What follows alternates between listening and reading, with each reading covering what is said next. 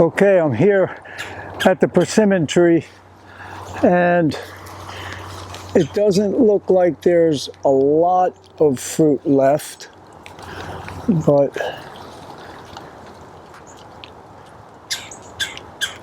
there's certainly some there, you can see. And Hurricane Ian, the bands, it's starting to rain.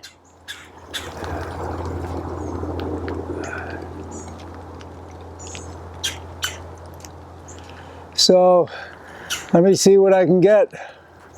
Okay, I picked up 14 persimmons.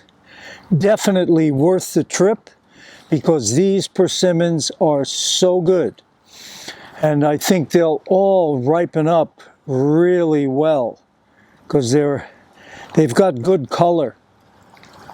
And I'm glad that I had my trusty fruit picker here, which has got some length to it.